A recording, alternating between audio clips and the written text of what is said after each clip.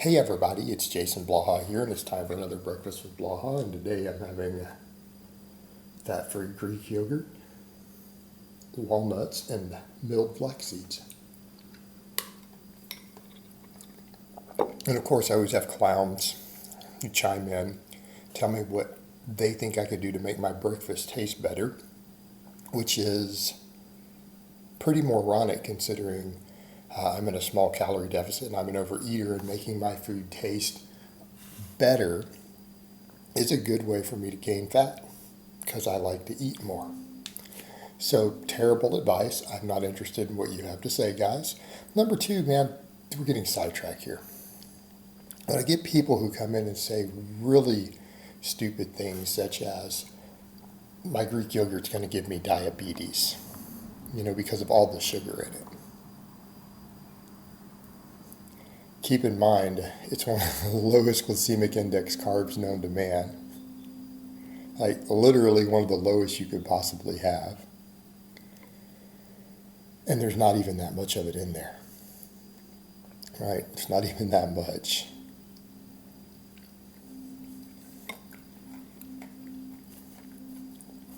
And I add fats to it that improve insulin sensitivity in every study ever looking at them. Over the point, though. Let's talk about exercises that put the back in traction and why they're a good thing.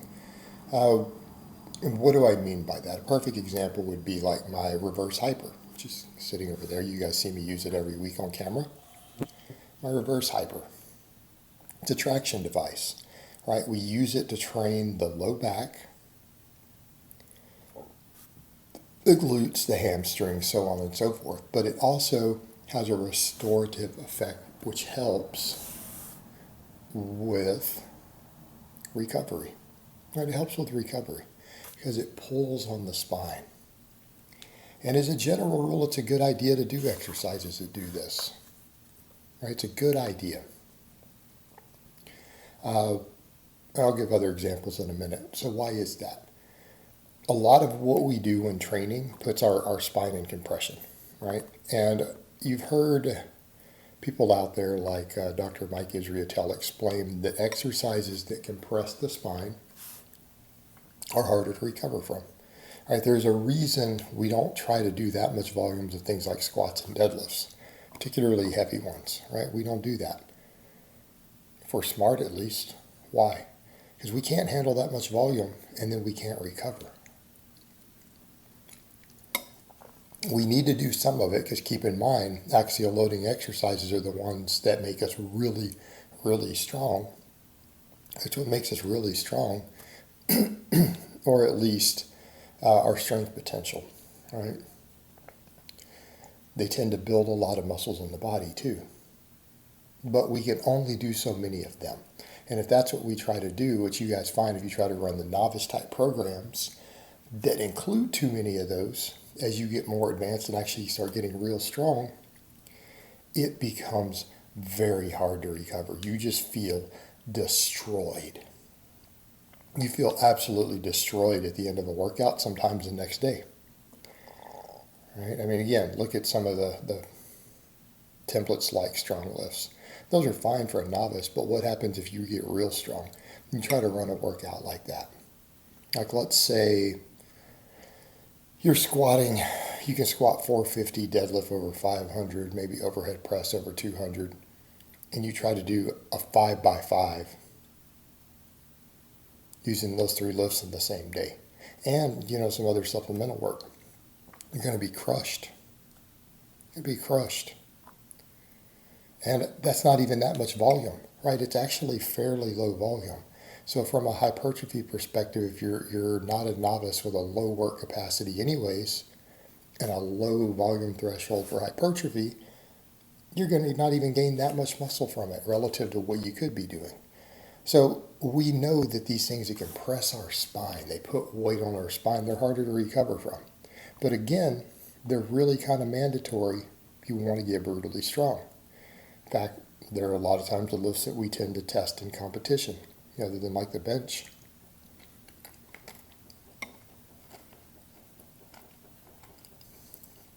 But what we find is that movements, and again, there's not data on this that I know of, it's been noted by a lot of experts, a lot of coaches. Movements that put our spine in traction, they pull on it to some extent. Right, they pull on it. What happens? It seems to decompress the spine. Not only are they easier on recovery themselves, they can help with recovery. And it's one of the reasons, because I do a lot of exercises like this, it's one of the reasons why I can do the weekly training loads that I do. And a lot of people are like, especially your lower day bars, like, it would kill me. I couldn't do that. I hear that a lot.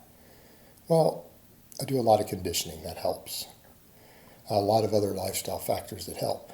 But exercises that put the spine in traction are a big part of that. Right? So examples. The reverse hyper, like I said, puts the spine in traction.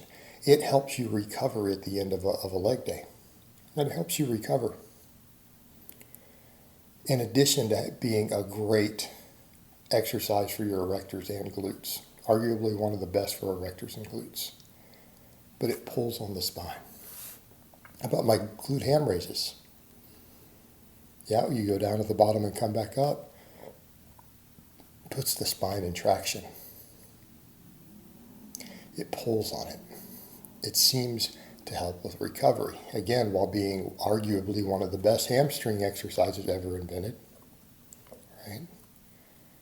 That's done on the GHD, right? The Glute Ham developer. Which ironically doesn't build glutes that well.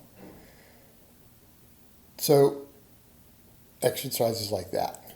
What else? Pull-ups. Dips. Right? Movements to where you're then hanging a belt around your waist that pull down. Those put you in traction. Now, I'm not saying that they're always the best for your shoulder recovery. As dips, you can't do dips that long. Right? Everyone out there who's like, I do dips every week, you're probably not that strong. I don't have my lifters usually doing more than 3 weeks at a time. Dips are another perfect example. But like I said, weighted pull-ups. What about ab exercises? I do hanging leg raises. I do, on average, maybe 15 sets right now. About 15 sets a week of hanging leg raises. Okay? You're hanging and then you're coming up and then back down. It's an exercise that has the spine in traction. Some would argue, again, a point of contention, that a hip belt squat puts a spine in traction. So compare that to a back squat for developing your lower body for the same muscles. All right?